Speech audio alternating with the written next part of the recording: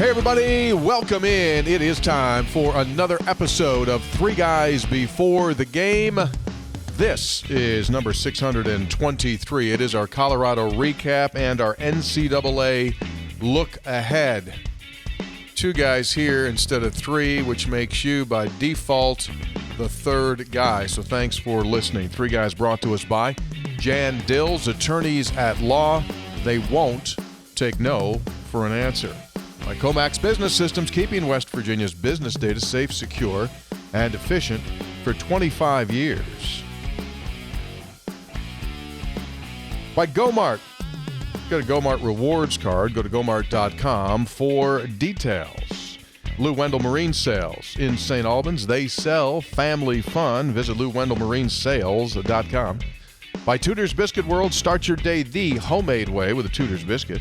And by Conley CPA Group, providing value beyond numbers. All right, let's jump in. Truth and honesty first. Did not think I would be here. Did not think he would be here. Did not think we would be recording this today. Thought right now we would be in Kansas City watching Iowa State and BYU and getting ready for West Virginia and Houston, but it did not work out that way, but you know that by now. 67-60 final score. West Virginia falls in its opening game of the Big 12 Conference Tournament for a team that has exceeded expectations all season long, staying away pretty much from a stinker the whole season, with the exception of Arizona State. But you've stayed away, had not any bad losses, right, with the exception of Arizona State, but they fall. So what's it all mean? We'll try to pull some of the pieces apart and figure it out. Kercheval gone on assignment. Where is he? Don't know. He's in Charleston for the girls' state tournament. So anyway. All right. Is it fair to say well, it's less than 24 hours since the game was played. Still mad? Bummed. Yeah, me too. Bummed. Had the game up 9 with 9 minutes to go, and it was one of those. Listen, Colorado, I'll give them credit for hanging in there. It's pretty wild what they did. They won 2 conference games up prior to March 8. 2 conference wins. Since March 8, what's today? 13. In 5 days, they've beaten 3 conference opponents. 2 the whole time. Then they beat TCU to end the regular season. Got TCU again in the opening round of the tournament, then got West Virginia yesterday. So more wins than they had an entire conference season here over the last 5 days. We talked going in. You hesitate when you're waiting for an opponent. You hesitate to pick one that you'd rather have. Would have rather seen TCU. We talked about it before the game. Colorado presented some challenges which ultimately came to fruition that you thought wouldn't be there if you had played TCU, a team you beat once and a team you had down double figures the second time on the road and should have won, save for some free throw weirdness in the game. So that was a tougher matchup than it looked on paper going in, so it presented some concerns. First half, though, I was over some of those concerns because of how well West Virginia's defense was playing. It was really aggressive. It was taking advantage of a team in Colorado that is the 11th worst nationally in turnover percentage.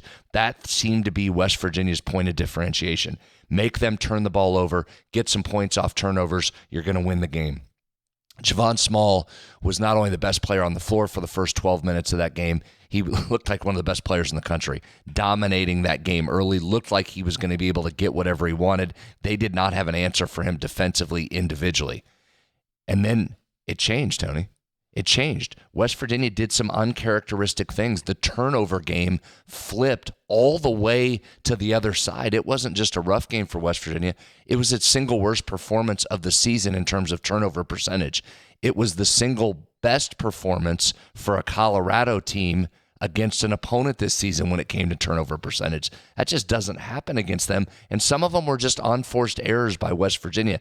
And that really, in my opinion, changed the game. West Virginia's had scoring droughts before, and there was in this game multiple times. They've overcome that, and it usually comes from the defense leading the charge. And yesterday, West Virginia just couldn't get those turnovers late and then had trouble stopping Elijah Malone inside, which we'll get into.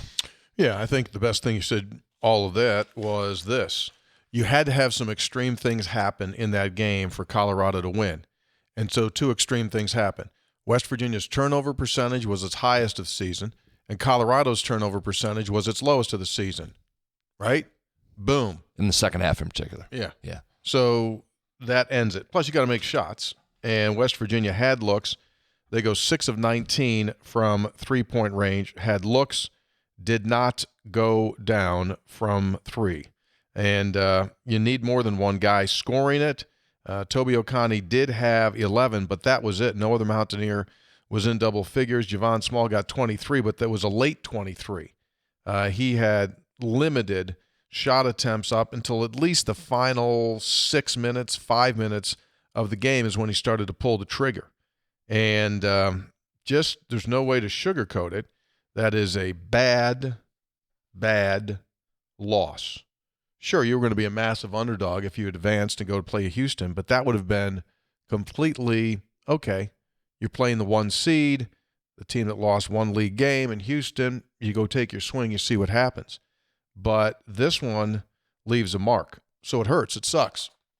Now, hold on one second, because I think we got to touch on that offense for just a second. And I thought that's where you were a little bit concerned with how they do things defensively. They have the ability to switch everybody when Malone's not in the game, which causes some problems at some times. They went to some zone, which caused West Virginia some problems, its inability to knock down some shots. And when Javon Small is going to go 26 minutes without a field goal, West Virginia's in some trouble. If nobody else is going to be able to hit some shots, that's a real problem, and that's what it was yesterday, 26-plus minutes with no field goal from West Virginia. If you look down, I did some numbers the other day, Tony. West Virginia is 6-2 on the season when Joe Yesufu scores in double figures. West Virginia is 12-3 on the season when Jonathan Powell scores in double figures, and they'd had 3 straight wins with JP in double figures. So you talk about that second and a lot of times a third scorer coming along. That's usually what West Virginia needs, and it just didn't have that yesterday. Toby reaches double figures, but that was it for the Mountaineers. And again, you turn the ball over as much as WVU did, which is uncharacteristic of that team. West Virginia had more turnovers in the second half of that game than it averages per game on the season. That just doesn't happen, and that's against a Colorado defense that isn't necessarily known for forcing turnovers. So at the end of the day, the lack of shooting, the lack of scoring, Javon's lack of scoring a field goal for that long, those are all major factors in that game. But at the end of the day, West Virginia's turnovers and its inability to stop Elijah Malone inside are probably the two biggest keys. Yeah, that was the biggest thing. West Virginia had no answer from Malone, who scored all but 2 of his points in the second half. He finished up the game with 14, so he got a dozen. I don't know how much of that was the foul trouble that Amani Hansberry was dealing with. It was some. Just did not guard as well as they needed to guard. He was able to stick his 268-pound backside deep underneath the rim, post up, and score. And he was not a factor at all in the first game because he left the game with a back injury with less than 10 minutes of playing time. Now, as I was saying, so all of that is not good. However, the good news is, if you're looking for the bright light today, despite the loss, West Virginia is still locked into the NCAA tournament. They will be in all likelihood, a 10 seed when the pairings come out on Sunday. So that was Wednesday, and you will now have at least a minimum of 7 days. You won't play again at the earliest until next Thursday.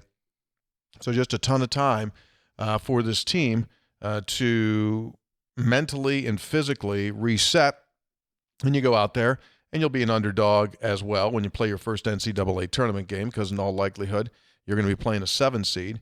But you get a chance to recalculate and hopefully, you play better basketball. Yeah, and I think you still have to keep in perspective, which is hard after that loss, just how great of a season it was, given the injuries that were sustained, but Tucker DeVries and then Jaden Stone, to name 2 primarily.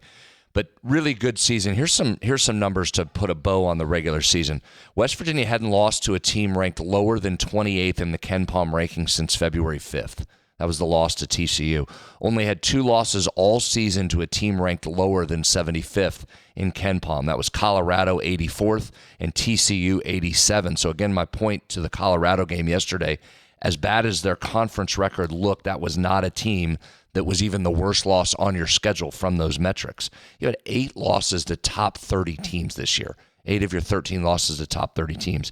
You finished the season with the fourth most difficult Big 12 strength of schedule. That's the other part of that, and it's unfortunate you have to do this in these massive leagues now, but that matters. Who you get stuck with schedule-wise. West Virginia drawing BYU and Houston twice. That didn't do you any favors right there. That shows in the 4th most difficult Big 12 strength of schedule. Bracket matrix continues to have West Virginia included. It's right in that 9.7, 9.8 average seed. You're right. I think you go to a 10 seed in this particular case. This morning I looked online, and showing a little bit different now as we record, but I looked this morning. There were 107 total bracket simulations. It's the first time I've seen West Virginia out on any bracket simulation for the last month. There was something called dratings.com. Excuse me? dratings.com. I've never heard of that, but that's one of the simulations they use. They had West Virginia listed out, not in their NCAA tournament. So I clicked on that site, Tony. Clicked on that site. Wanted to see what dratings.com was. Yeah. They had West Virginia as a 10 seed. Now, that may have been before West Virginia played yesterday. So basically, West Virginia is in the NCAA tournament, as we've said all along. I know there's a lot of chatter online about dropping to Dayton or being a bubble team, or are you in? And again, there's just no indication that there's anything that shows West Virginia is not in this tournament field. They're in. You'll find out Sunday, but they should be in this field. I don't think there's much of a question. Okay, just for the heck of it, if West Virginia is a 10, and if bracket matrix is right, which is, again, for those of you that don't follow, bracket matrix takes how many different? It was 107 this morning. It's anywhere between 80 and 90 to 110 as it gets going. It was 107 this morning. Okay, 107 different people that project the brackets. They take them, and then they just basically do the composite of what it's saying. And so when we say West Virginia is a high 9.78 right now, that is the combination of all of the projections. So this is really good to use. So if that were to be the case, and let's say West Virginia goes a 10. So here are the 7s as of right now. Marquette, Gonzaga, Memphis are the 7s that they're listing right now. Connecticut as a 8, but an 8.09. Hold on, back up. Go over. You're looking at the composite average. Just go far left here. You're looking at the averages. So on the 7 seed line, it's actually Missouri, Kansas, BYU, and Marquette. Correct.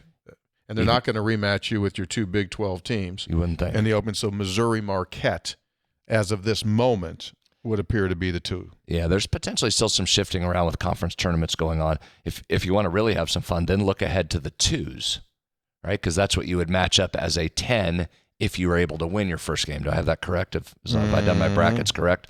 The current 2s listed: Alabama, Tennessee, Michigan State, and St. John's. Mm-hmm. So fun exercise now, but still some movement. But I think the bottom line is West Virginia's been in all of these brackets all the time, all the way along since they started projecting them. Should be looking at NCAA tournament. All right. So to your point, obviously we're always prisoners of the moment. And so the moment doesn't feel all that good. But as you said, and I'm in total agreement, and I've been saying this all season long, to be sitting here and talking about being locked into the NCAA tournament on the 13th of March is something that I never, ever would have thought would be the case. So you would hate for this loss to take away from what these guys have accomplished, and you just hope that they can regather themselves. And again, they're going to be an underdog. But the fact that they are here is like the biggest win of the season. Like, to me, okay, whatever happens, happens. This was amazing. The fact that you can be disappointed for a loss in the Big 12 tournament after you got a bye, I think is illustrative of how far this program came from where it was almost exactly 1 year ago today, right? I mean, you're closing in on a calendar year, a couple more weeks or another week or so away from a calendar year ago where you sat and then back that up 5 or 6 months, it's remarkable. It's remarkable what they were able to do. Now, I assume a lot of fans are like I am. You get greedy in those situations, right? You get the bye and you get the 16 seed in the Big 12 tournament. You think, okay, go in and get one here against Colorado, however it looks, ugly or not, get that win, then you go take your shot at Houston, see what you got. Yeah, exactly right. 3 guys before the game brought to us by Lou Wendell Marine Sales. They happen to be the largest pontoon boat dealer in the state of West Virginia. We've been kidding, for a couple of months, saying, hey, it's boating season, it's boating season. I mean, I don't know about you, but it was 70 plus when I was making my way in today. So, yeah, it's getting super, super close. Lou Wendell Marine Sales sells Avalon pontoon boats that are 100% manufactured in the United States of America. That shot right there, for those of you, if you're watching us, of the river there and all those pontoons at the dock, well, it won't be long, and they will be out there. And by the way, you can go to Lou Wendell's website. They have a live camera look at that. So if you ever get the hankering, you can go in there and take a look. So Lou Wendell Marine Sales, the premier pontoon boat dealer in the state of West Virginia, and they love themselves some of those Avalon boats. Plus, they've got the Gator Tough John series as well. 3 Guys is also brought to us by Tony Coffee. Tony Coffee is the official sponsor of 3 Guys Before the Game. Now, 3 Guys also is brought to us by Tudor's Biscuit World. Start your day the homemade way. Earlier this week on Sunday, we did start our day with a Tudor's Biscuit. Mr. Hoppy went out there and purchased. And right now, if you walk into a Tudor's Biscuit World, quite a deal going on right now. You buy one at regular price, and then you can get one of 3 others for just $1. Whether that be the sausage biscuit, the Dottie, the Peppy, or just go simple hash brown on that thing. Just $1 for the second one after you buy one. Check it out at Tudor's Biscuits. Really, really tasty. All right, so let's jump in. Things get fragile this time of year. And Brad and I were talking while we were at the tournament, as we were watching and talking with the Iowa State people, that you can never say wait till next year. Never say wait till next year, because you never know what's going to happen next year. And Iowa State has got this absolutely loaded squad, but they have been dealing with injuries off and on, whether it's a pneumonia, whether it's a joint, whether it's whatever it might be, have never been 100% healthy. And as we record here today, we're watching BYU and Iowa State. So by the time you listen, the game will be over. But we do know this, that Taman Lipsey, their point guard, who's really, really good, is out today, at least to start the game, with a groin injury, which we literally saw him experience and suffer during the game. So they could be out. And right now, they're in a battle, but they might not have a long run as long as they thought they were going to be. Why? Because this season got hit by injury. West Virginia is a classic example, right? They've, since Game 8, been without Tucker and been without Jaden Stone all season long. So you never know. Take the moment that you're in, squeeze every single drop out of it, because things happen. It's a great point. Fragile is a good word to use. I still contend West Virginia is probably a 22 minimum, 23 or 24 win team with Tucker DeVries. You're talking about 23-9, 24-8 type of team. Then what are we talking about NCAA tournament-wise? Iowa State, I thought going into the season after some of those early games, that was a Final Four-looking team. And as we sat there courtside, Tony, yesterday and watched them, they physically have it. They have great size. They have versatility. They have guards that can score.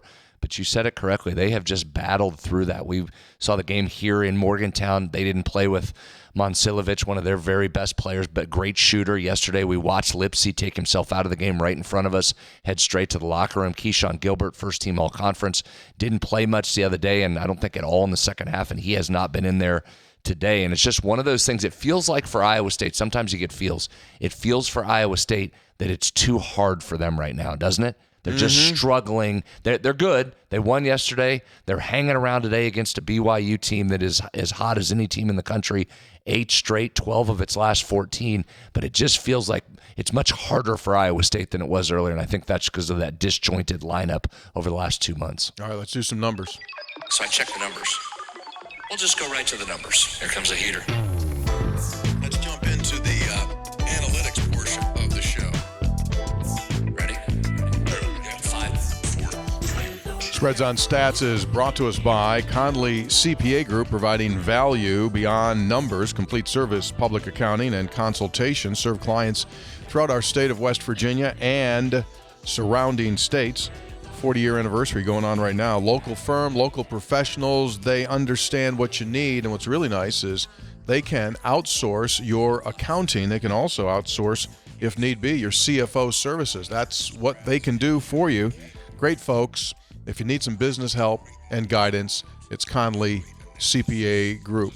Did you have any waha moments when you looked at these? No, because I think you could see it unfolding. The biggest aha was the Javon number that we were talking about throughout the broadcast and tracking that, where he scored his final basket. I think it was 8:26 in the first half the last time he got a basket, and it went all the way late until the second half when he got that follow-up tip in before he scored a field goal again. So it was 26-plus minutes. That was really the wow moment of the game. There was 21-plus minutes without a single point. So that was a real challenge. Some of these numbers I gave you earlier, the turnover number was one that was really big, and I'm sure Darren will talk some more about that. But Colorado comes into this game 11th worst in the country in turnover percentage, only had 4 in the second half, and some of that was the way they changed their defense, less dribbling, less passing, that West Virginia was really disruptive with in the first half, and they were able to just post-entry that thing down into Malone, who was really tough to stop in the paint. I'll get to that coming up here in just a second.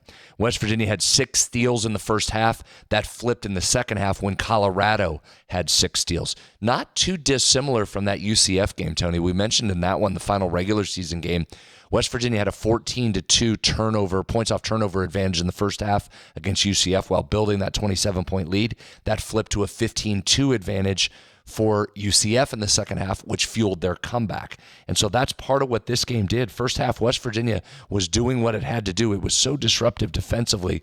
Colorado was really struggling.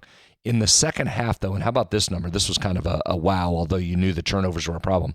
West Virginia had 9 of them in the final 9 minutes and 49 seconds. Excuse me? What was it? 9 turnovers in the final 9:49 of the game. I mentioned earlier, West Virginia only averaged 10.6 turnovers per game this season. So almost matched your season average in the final 9:49. That was obviously one of the reasons you couldn't hold that lead. Colorado had 8 live ball turnovers on the game. So of those 15 on the game, 8 were live ball turnovers. They scored 1.88 points per possession off those, so nearly a basket off of every one. And here's part of the point to that. This isn't necessarily what Colorado does. That's up almost a full point per possession from their previous 5 games. So they got some, and then they converted at a rate that they hadn't over the last 5 games. That kind of jumped. First meeting, West Virginia was plus 10 against Colorado in points off turnovers. That went to a -2 here the other day. So I've said this a million times. If West Virginia's not hitting shots from the field, it's got to find points somewhere else. This isn't a team that gets to the free throw line a lot, so that's usually not one area. It generally comes from your defense and points off turnovers. So if you lose that category coupled with a game in which you're not shooting it well, that's a recipe for disaster. West Virginia now 2-5 in Big 12 games when it makes 6 or fewer three-pointers. And really, that 6 is a little inflated because 2 of them came late from Javon when the game was pretty much decided at that point. So there's really the things that jumped out to you. Some defensive things for West Virginia. I'm sorry, I'll give you one more. The Colorado zone bothered West Virginia. And you got some looks. You had some shots from inside the paint. And it's one of those, Tony, you're not talking you need to make 5 or 6 of those. You make a couple of those little bunnies from inside mid-lane, and that probably shoots them out of a zone. They go back into a man-to-man, which they were having trouble staying with Javon in particular. And it's little things like that when your margin for error is slim that changes the game. The more they got stops from their zone, the longer they could stay in the zone. West Virginia had 15 possessions against that zone defense where it didn't get any points. That's probably a ball game right there. I'd love to know as well. Some of those are turnovers. Those aren't all missed shots. What was the field goal percentage in the lane? I'll missed a bunch of little push shots, little 8-footers, 9-footers, 10-footers. You got to get those to go down. That's what I'm saying. Those are the ones you hit a couple of those, it shoots them out of the zone. Defensively, Elijah Malone was really good inside. He only played, 7 minutes in the game in Boulder with a back injury, and he was a concern for the Mountaineer staff going into that game. He's 6'10". He's a wide body. You have to fight him on the catch. You have to make it difficult for him to get the ball, because when he burrows inside that restricted arc, it's nearly impossible to stop, especially for West Virginia, when Eduardo's not in the game to bother him with his length. And that's what happened. And I do think the fouls on Amani early changed the way you could approach that. Amani couldn't be as physical inside with him pre-catch because of the foul trouble and was worried about getting dinged even further. Malone finishes up 5 of 6 on shots at the rim, which for this is defined as shots within 4.5 feet of the basket. So he got in low and deep to the basket, and it was hard to stop. He was 7 of 9 on shots in the paint. Colorado got a total of 39% of its shots at the rim. So again, that's within 4.5 feet. Almost 40% of its shots inside, and that's West Virginia's kryptonite. When you can burrow in deep and get in there, that's what you're concerned about. Almost 60% of their field goal attempts were in the lane. So I give them credit. Tad Boyle does a nice job. Darren has a lot of respect for how he runs his offenses, and he's a good coach. He recognized, hey, guys, don't stand outside and bomb threes. That's not what we do. Get it inside and hammer them inside, and that it was especially true in the second half. Colorado was 0 of 7 on guarded jump shots. So when you forced them into shooting jump shots, you were generally in their face, and they weren't performing well. But when they got it inside, that was the problem. The free throw line kept Colorado in that game until the second half, when it was able to take over inside. It had a free throw attempt rate of 45%. That's up from the previous 5 games at 38%. So that was a little bit of a factor as well. All right. Moving on. Here's another thing that you take away from that, which is sports. They looked great in practice. Practiced hard. Agree. They were bouncy. They were locked in. They were giving it in practice. And then you just don't know. That's right. If you always knew, it'd be pretty easy. But when you just don't know from one to the next what you're going to see and why it doesn't translate, that's always a question that keeps coaches up. Confidence and momentum are big, I think, in any walk of life. In sports, man, it's just massive. And when West Virginia is going cold and not making shots and struggling offensively, and they're coming right back and throwing it in for layups in the lane, that is hard, and it creates a tough environment. West Virginia, I still contend, Tony, you just needed a couple shots to go down. 7:47 to go on the clock. Javon coming off the screen to our left, and you get whistled for an illegal screen call that hadn't been called all game. There were screens on every possession. There wasn't one of those all game. That ended up in a wing 3 for Javon. You don't know what that does to change the game, right? Those are the kind of things that happen in a game that's a thin margin for error that flip things. And I thought that was one of those moments that was massive. And then as West Virginia continued to go, either with a turnover or a missed shot, it's hard to keep that confidence up. Yeah. 3 Guys brought to us by our good friends at Go-Mart. If you're a C4 drinker, or if you like Slim Jims, and the ones that Go-Mart sells, those fly rod ones, right? They're about 9.5 feet long. Well, right now, check this out. Through the end of April, Slim Jims and C4, the ultimate tag team delivering bonus rewards points. You stock up on the Slim Jims so big that they'll make your taste buds want to do a flying elbow drop. And you get your energy going, because sometimes, you're a little bit slower. Get a C4.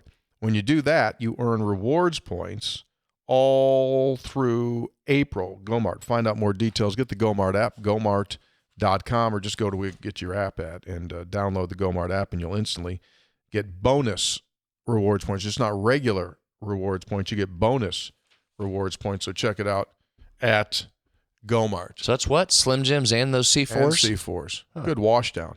You take a good Slim Jim, it gives you a little aftertaste.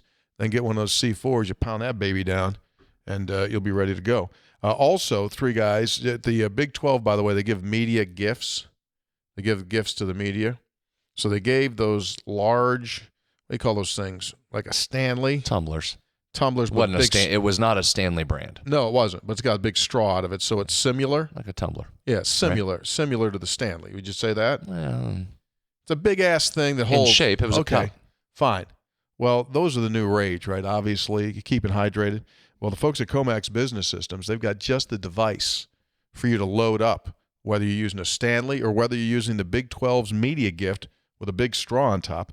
New water cooler systems providing crisp, clean air in your place, crisp, clean water with air in it. H2O, as a matter of fact, in your business place. They've got those, and it's a great treat for your employees. Rather than hauling around those big plastic bottles, and Lord knows what that plastic is doing, get yourself one of these at Comax Business Systems.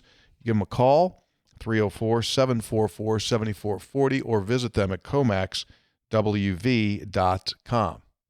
We have one of those water machines at the Big 12.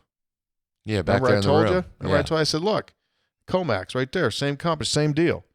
Yeah, they had they were rolling out there with the I-12.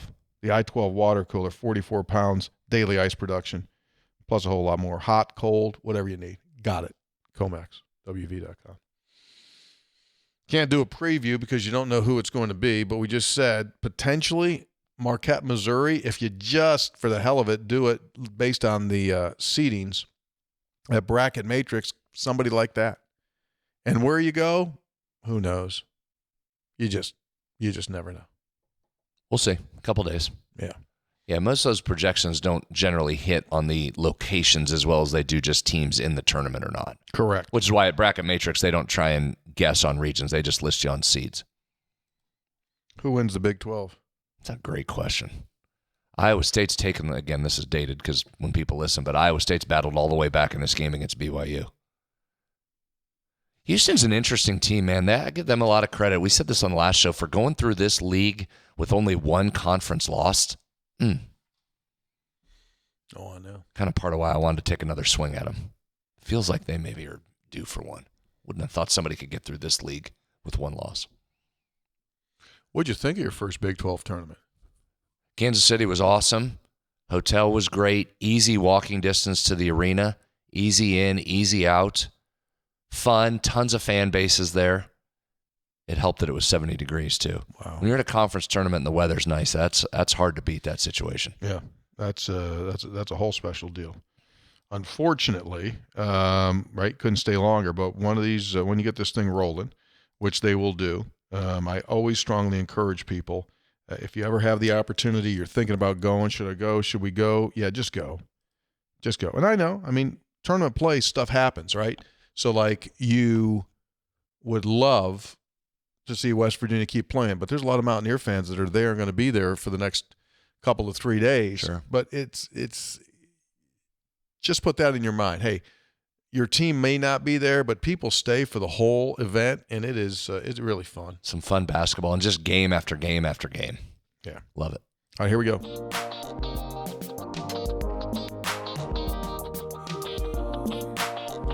Textual Healing is brought to us by episode800.com. All of our apparel, all of our goodies, including Mountaineer roasting coffee, our game day grind, and Mountaineer popcorn. Unbelievable flavors. I think recently Kirchenbaum asked if he could have like some seafood popcorn, so they made a caramel. It's called Krabby Caramel. With what do you call it? Old Bay seasoning? Old Bay and caramel. Yeah, I thought it was. Did you eat it? I haven't tried it yet. It was really good. Was it good? Yes, it really was good. If it's got caramel in it, I will probably like it. They're undefeated all time. I mean, I've not tasted one thing yet where you go like, ugh. It's true. That doesn't taste good. So our popcorn's there. Mountaineer Munch, all that kind of stuff. And our apparel at episode800.com. All right, let's jump in here. Texter Buddy in Virginia, tell me, what the hell did I just watch? 70% chance of winning. Colorado played the day before. Doormat Big 12 team. First time this year. Coach may have gotten out-coached. But why were we so lackluster in the second half? Buddy in Virginia. Well, those are questions that coaches ask themselves is exactly what happened. You know, the simple answer, and you might want to pull your hair out, but I mean, the whole object of success in the game is to put the ball into the hole. West Virginia did not help itself at the free throw line, going 12 out of 18. That's 67%.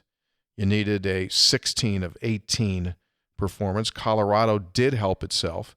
They go 18 of 22, 82%. They put the ball in the basket more. West Virginia shot 41% to 45% from Colorado. Got to make shots, man. And I think the biggest thing, as Brad said, was the turnovers.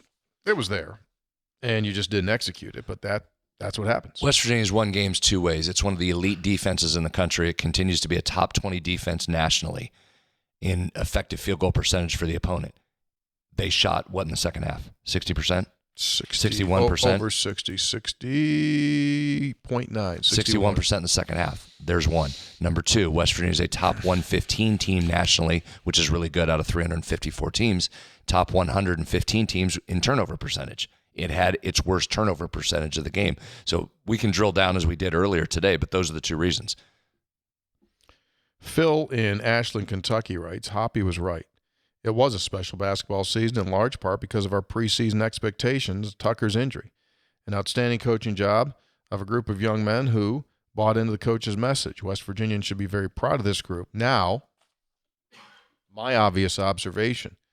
Hoppy said that he had worked hard on his obvious observations. If the observations are truly obvious, isn't little work needed? Thanks for what you do. I think Phil's got a great point. Why is Hoppy preparing on stuff that's obvious? Got several texts on the Mountaineer baseball team, which leaves today for Stillwater, Oklahoma. And West Virginia opens up Big 12 play in the nicest stadium in the entire Big 12 conference, right? O'Brate Stadium, is that what it is? O'Brate. It's a nice facility. It's a AAA level baseball stadium, that nice of a quality. So West Virginia is going to find out real quick exactly where they are because Oklahoma State, year in and year out, very good. 3-game affair, Friday, Saturday, and Sunday. Yeah, but what they've been doing has been on record-setting pace. It's been absolutely fantastic. So best out to those guys as they get ready to play in Stillwater. One thing that I really like about Coach DeVries, his refusal to consider any adverse circumstances as having an impact on his team. At a press conference, often asked and given plenty of opportunity to address injuries, short bench, travel, officiating, never takes the bait. Only acknowledges that there are circumstances that the team faces and they deal with them. Some coaches would call attention to these and then will say they're not going to complain about it, thereby complaining in an indirect way. But he won't even go there. Very classy. Serves his players well on the court and beyond. That's AJ in PA. It's a solid observation. He does not give an inch on any. I mean, he wears the shirt, and he said it all year. No excuses. Yeah. Texter says it seems from this year's officiating that the best way to get a call is to lower your shoulder or fake contact. Perhaps Coach DeVries could hire Truck Bryant to teach the head jerk to his players. Man, UCF had one last night late in the game against, against Kansas. Ivy Curry going to the basket. I do not know how you call a foul on the Kansas guy. He flat lowered his shoulder, pushed off the whole thing. Kansas got fouled.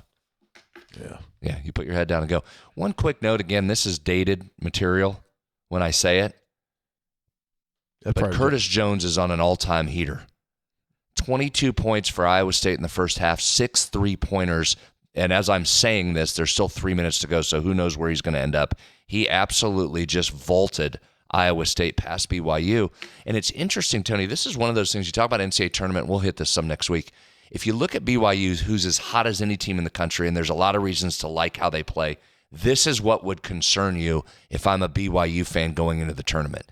They just play so little defense that at times another team can get hot, and their offense, BYU's offense, doesn't have a chance to keep up and stay with you. If you guard a little bit and get somebody hot, that's the recipe against. And Curtis Jones, they can't find him right now. They've given up 46 points with 3 minutes to go in the first half. Iowa State's on pace to score more than 100. You said he's got 22 and a half. He's got 22 and a half and 6 threes in the half. And this is without Iowa State's one of its best players, without 2 of its best players, Taman Limpsey, its point guard who's sitting on the bench, and Keyshawn Gilbert, first team All-League, who's not even dressed today. Well, he's got clothes on. Uniform. Oh. I think everybody knew what I meant. Anyway. Came into town, Texter says, to visit my dad, watch Wednesday's game, feet up, relaxing, enjoying games. Felt the need to pull off the trifecta, so here's what I did. I went to the book exchange, got a new hat, got new threads from fine-looking Phil at Daniels, and the Coup de Gras Connection 304 lager at the local Go-Mart. Let's go Mountaineers. He sent a picture of that, too. There it is. That's a heck of an effort. So he goes, hat. Little quarter zip. Nice quarter zip in a six-packer. That's well done. Thank you very much. We appreciate that greatly. Thank you very much.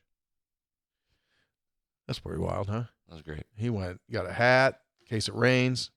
He looked like he was a little bit over. That quarter zip probably a little heavy for today. It turned out to be 75 today. You should probably go back and get a golf shirt. Probably should. Three Guys Before the Game is brought to us by the fine folks at Jan Dill's Attorneys at Law. You know, unfortunately, there are times where you need help, you need assistance, and that's what Jan Dill's Attorneys at Law are all about. They walk you through scenarios that, quite honestly, you don't want to, don't have to, you don't want to deal with. And I'm talking about things like Social Security, disability benefits, and military benefits as well. So what do? They have got a group of folks, attorneys, that are specifically doing this every single day. And let's say, for example, military and disability benefits for military folks. You have injuries that you have suffered from your service, whether that is PTSD, injuries to your back or whatever, and you need help.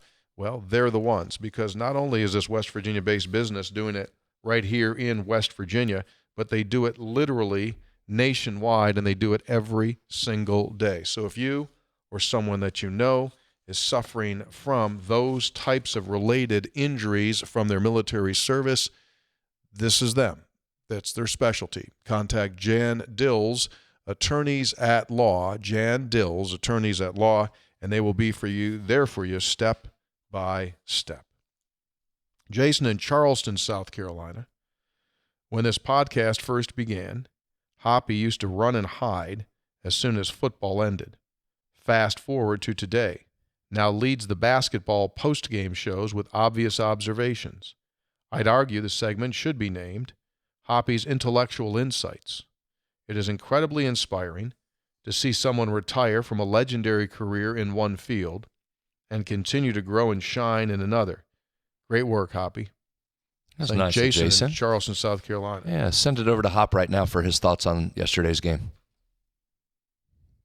Oh, he ran and hid? No one over in that other chair. Football must be over. Love you, Hop. Yeah. Here's a great story. Former WVU assistant coach Eric Martin, when he took over South Carolina State, he had 3 players on the roster. None of them were on scholarship. The AD that hired Eric was fired shortly after he took the job. The new AD didn't make it 1 year in. Gone. Eric went from last place to first in his 3rd year. His team playing really well, good chance going forward. Remarkably, the last time South Carolina State made the big dance was 2003. I don't know if you know this, but Eric Martin was named the Coach of the Year in that conference, in the MEAC. That's great, man. Really, that was a hard job. Is a hard job. Terribly difficult. Was darn near an impossible job when he took it over, and especially given the circumstances there that the texter outlined. He has done a nice job. Congratulations to Emart. Next up, this texter just says 3 straight halves of awful basketball, offense and defense. Okay. Well, that means they're due to play well. That's not entirely right. No, it's not, but just go with it. JD from the Southern Coalfields has been a longtime contributor to the program. He's pissed. He's hot.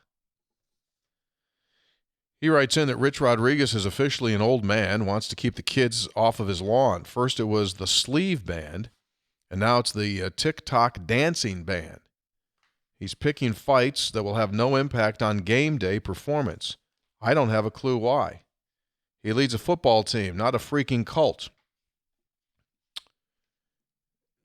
JD, take a deep breath, bring it in from the diaphragm, like Just push your stomach out. Clean the lungs out. This thing about Rich and no TikTok is taken on a life of its own. It's unbelievable. Like, how do you say this without... I think 60 Minutes did a thing on it.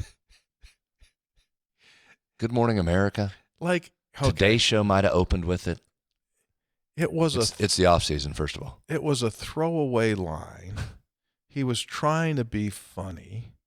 He doesn't care about TikTok. He's got a whole creative team which produces social media for all different kinds of platforms that are shooting stuff every day. It was a line like, have you forgot how to listen to Rich?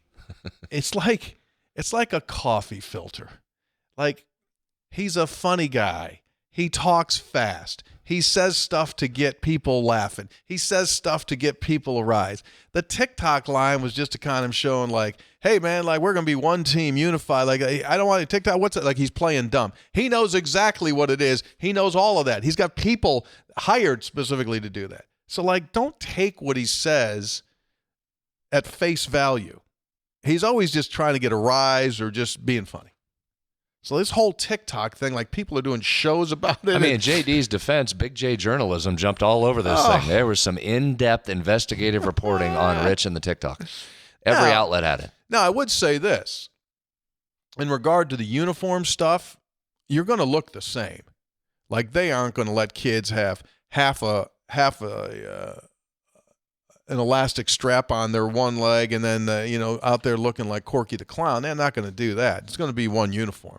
But like the other stuff, Rich is too smart to know that if some player is making, for example, NIL money by being an influencer on TikTok, he's going to go with it, whatever it needs. Because at the end of the day, Rich knows players that make plays are the most important thing. So like this TikTok thing, I chortle. I do. I absolutely go, what? I don't know, man. Like I've told you before, a lot of what Rich says, number one, is just to send messaging. And number two, a lot of it is pretty funny stuff. That's what I think. Had a couple of Rate My Plates come in while we were gone. And also, I got something different for the first time. We'll do the Rate the Plate first. After an endless winter, Lori and I were able to sneak away long weekend to West Virginia's 56th county, Horry County, South Carolina. 15 years ago, we were introduced to a local restaurant, Villa Romano.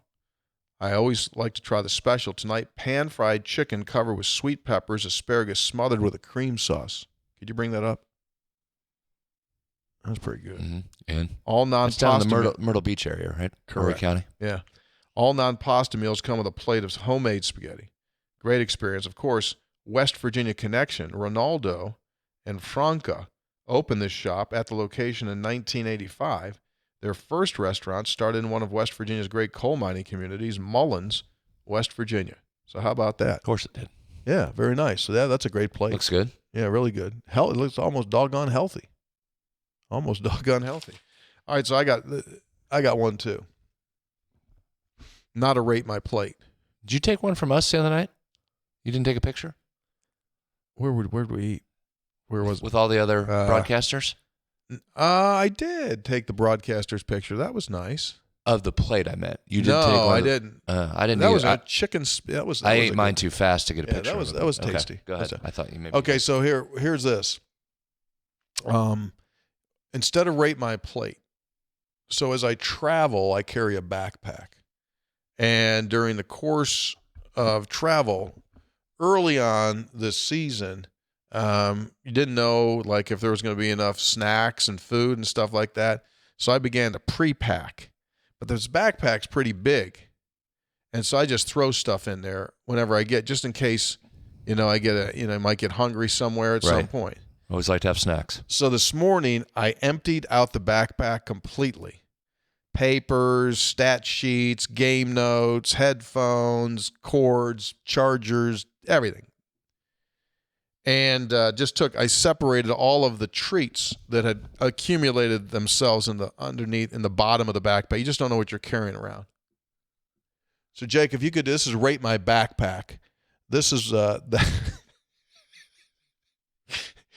there's some Cheetos in there. You got Cheetos. You got a couple of Kind bars off to the right side. That Big 12 logo. Those are 2 Big 12 cookies. You took those cookies? Yeah, they had them there on the press table. They're on the press. Did you take mine? How'd you get 2? I was there. Because I did not have one. You took 2. A couple Nutri-Grain bars. There's a Payday, something from Buc-ee's, Sweet as Fish, and orange. And then the Ziploc way in the back was my homemade trail mix. A lot of raisins and nuts in there. I had that all in my bag. Probably just lose the orange. It really doesn't fit with the others. You got 2 Big 12 cookies. Oh, how about the M&Ms? In a big bag of M&Ms. Yeah, that picture doesn't give the perspective. That's the big bag. That's not one of those tiny bags. Yeah. You can get all that at Gomart, by the way, except for the Big 12 cookies. I think those are just specialty. I don't think they're selling those yet. Specialty off items. Yeah. Okay. So I don't know. Gomart selling Paydays? Those are a little hard to find now, aren't they? You can get those. Yeah, they got it. I mean, they got it all.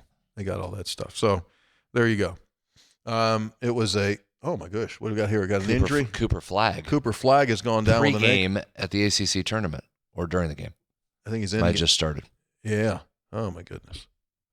That might affect some things. All right, so that's it. West Virginia finds out where it's going to play. Yeah, so we'll just come back Monday. Yeah, we'll do it Monday. We'll know where they're headed. We'll know who and where and when they will go on Monday, and Hopster Bobster will be back as well. Great. All right. Keep up to date with the world champion Mountaineers. 3 guys before the game, brought to us by Jan Dills, attorneys at law. They won't take no for an answer, but they will take you and guide you through whatever it may be that you're dealing with. Military disability claims, Social Security disability claims, and more. Jan Dills, attorneys at law. By Comax Business Systems, keeping West Virginia's business data safe, secure, and efficient for 25 years and hydrated. By Gomart, get a Gomart rewards card. Go to gomart.com for details. By Lou Wendell Marine Sales in St. Albans, they sell family fun. Boating season right around the corner. Visit LouWendellMarineSales.com. By Tudor's Biscuit World, start your day the homemade way with a Tudor's biscuit. And by Conley CPA Group, providing value beyond numbers. Okay, we're complete. Thank you for being with us. Again, back on Monday, we'll drop another episode of the preview of West Virginia and also in the NCAA and also the women. And also you'll have baseball results. So we got stuff. Still a lot going on. Spring football is off. They practiced today. Now they're done for the week. They had spring break there on the campus of the university. Okay, special thanks to producer Jake. Stay well. See you.